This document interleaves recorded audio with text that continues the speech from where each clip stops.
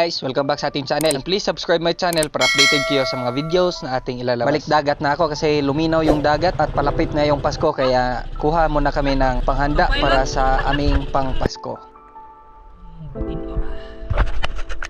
Mura. So yung gamit ko pala na fins guys is leader fins, carbon fiber. Binili sa Badfish Dive Gear. Mga nasa 4 na taon ko nang ginagamit to and still kicking. May dinasahang nangyari sa aking pana. 7 years ko na rin ginagamit tong panang to. At nung nagload na ako sa rubbers nga, nahawakan ko yung trigger kaya ayun, bumitaw. At for safety purposes, always aim sa walang tao. Baka makadisgrasya pa kayo. At pag nakaload na yung rubbers mo at nagre-rest ka sa itaas, aim mo siya palagi sa baba para pag bumitaw yung trigger, safe ka palagi.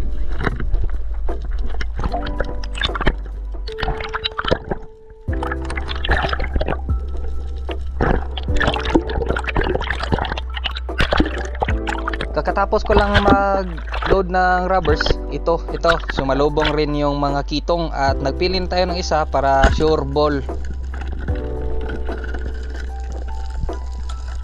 May chinek ako sa bato at ito, lumabas yung cobia. Hindi ko na video kasi akala ko kahoy, kalublob sa buhangin. 3 times na rin ako nakakuha ng ganito kalaki. Akala ko remora or kumi. Cobia pala to. Sakto ang size niya kaya kinuha ko na. Ang pinakamalaki kong cobia is around 9 to 10 kilos nung panahon na wala pa tayong kamera. Pagkatapos kong nahawakan yung isda, dinidispatch ko agad at hinihiwa yung nasa part ng gills or may malapit sa heart para mas lalong pumuti yung laman.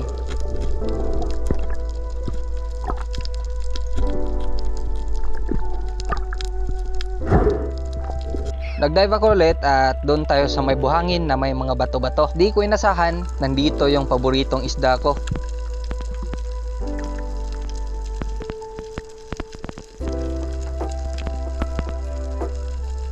At yung isda na sinabi ko ay yung unicorn fish or sunghan. Ganito lang ako magpalapit ng mga ganitong klaseng isda.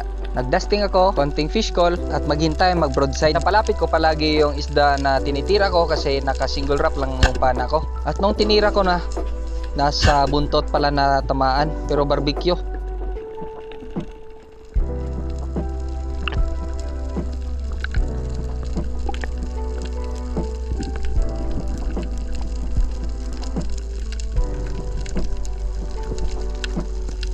Pag nakahuli ako ng ganitong klaseng isda, mas gusto ko talagang ihawin agad kasi pangit na yung laman pag na-ref na.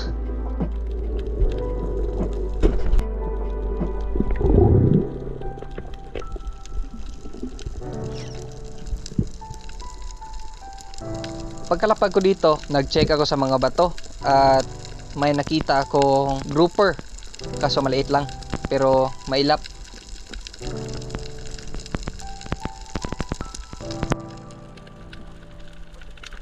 Ganito po yung itsura ng mga grouper na mailap na nasa butas, parang palaka na nakatunganga.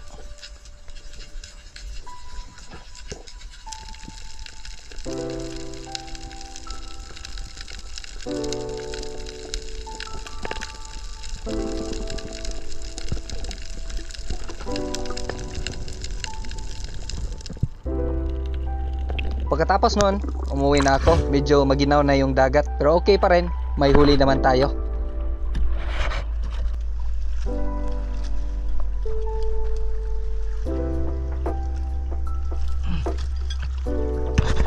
Kuha sa dakong taghap. Nagpababaw ron tako nya. Abim na kog kumi kanang pilit pawikan ba. Pag yung kugkubya gamay. 2 kilo mo rin. Tako sakto gyud. Oh. Kini kitong og sunghan. Grabe pang Pasko. Tikay.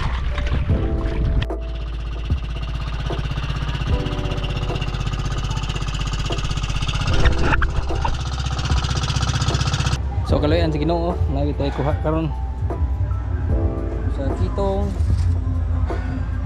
sa kapad kapin. Sunghan sa kapad kapin. O may kubya gamay lang Okay na kayo eh. Sabi na kumira eh. So, nalagot pang Pasko. Alright. So naglinis na ako ng mga isda para malagay ko na sa ref ng kapitbahay para madala ko sa bahay namin. Malayo kasi yung bahay namin sa spot ko. Almost 1 hour and a half yung biyahe sa bus. At nagko-commute lang ako kasi wala tayong motor. Sabi nila taga-bundok daw ako pero magaling mamana. Oh, syempre, ito na talaga yung hobby ko noon pang bata pa ako. At hanggang ngayon, namamana pa rin.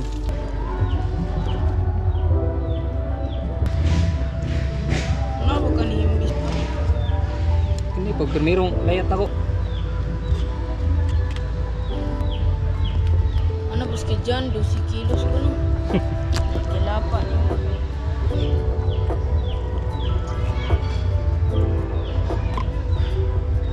Siguro, may uban to look, siya kitaan eh. Papunto niya akong gikuntuan.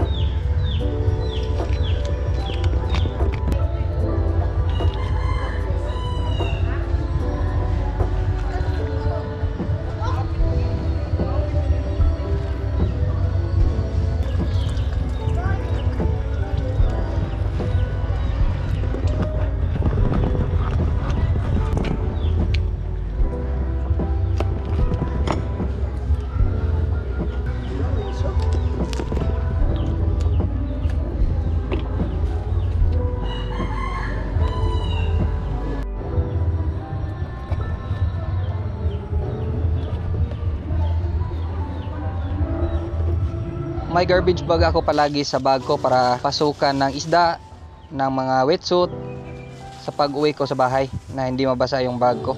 Hindi yung waterproof eh. So salamat sa mga suporta at hanggang sa muli ay part 2 pa itong video ko. So salamat, stay safe, dive safe.